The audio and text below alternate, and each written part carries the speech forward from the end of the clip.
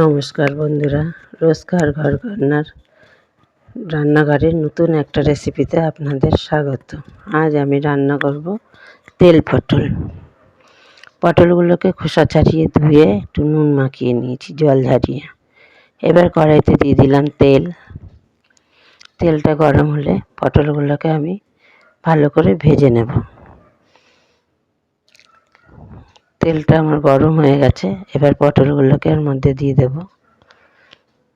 পটলগুলোকে এর মধ্যে দিয়ে ভালো করে ভেজে নেব।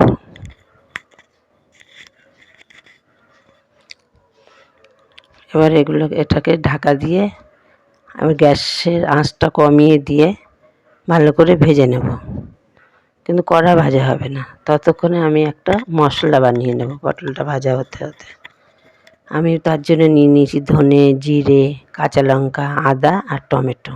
তার একটা পেস্ট বানিয়ে নিয়েছি। পেস্টটা করতে করতে আমার পটলগুলো ভাজা হয়ে গেছে। মাঝখানে আমি পটলটাকে একবার নেড়ে দিয়েছিলাম।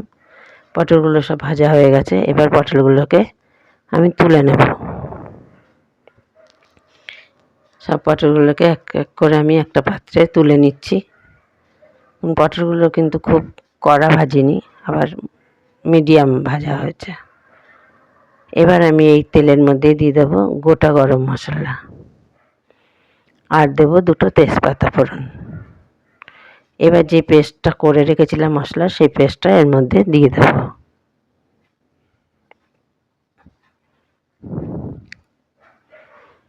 আদা, জিরে, ধনে, লঙ্কা, টমেটোর পেস্টটা এর মধ্যে দিয়ে দিলাম। এবার এই মশলাটাকে ভালো করে নেড়ে কষিয়ে নিতে হবে। এবার এর মধ্যে আমি একটু দিয়ে দেব কাশ্মীরি লাল লঙ্কার গুঁড়ো, একটুখানি সামান্য, সেটা হচ্ছে একটু রঙের জন্য। এটাকে ভালো করে নেড়ে নিলাম। এবার এর মধ্যে দেব পরিমাণ মতো নুন, হলুদ। এবার দিয়ে দিচ্ছি একটু নুন, আবার আর দেব পরিমাণ মতো হলুদ।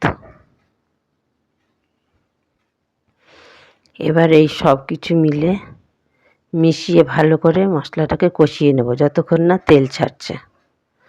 মশলাটা ভালো করে তেল ছেড়ে দিলেই, দেখুন মশলাটা তেল ছেড়ে দিয়েছে। এবার এর মধ্যে আমি ভাজা পটলগুলো দিয়ে দিলাম।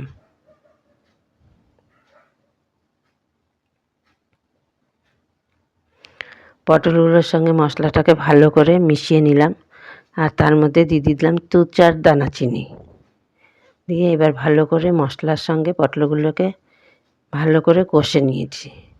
এবার এর মধ্যে আমি অল্প পরিমাণে একটু জল দিয়ে দেব, যাতে মশলাটার সঙ্গে পটলটা আর একটু ভালো করে মিশে যায়। এবার এটা ভালো করে ফুটে উঠলেই আর একটু গরম মশলা দিলেই আমার রেডি হয়ে যাবে তেল পটল।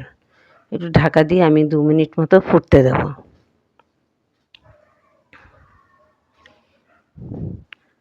ফুটে আমার হয়ে গেছে, ফুটে গেছে। এবার দিয়ে দিচ্ছি একটু গরম মশলা।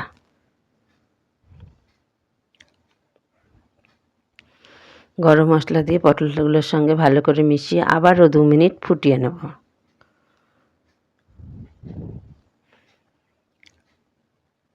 দু মিনিট ফুটিয়ে নিয়েছি। এবার ঢাকা খুলে দেখে নেব যে আমার তেল পটলটা পুরো রেডি। গ্যাসটাকে অফ করে দিয়েছি। এবার এটা সার্ভ করে নেব। আমার এই রেসিপিটা যদি ভালো লেগে থাকে একটা লাইক, কমেন্ট, শেয়ার এবং সাবস্ক্রাইব করে দেবেন।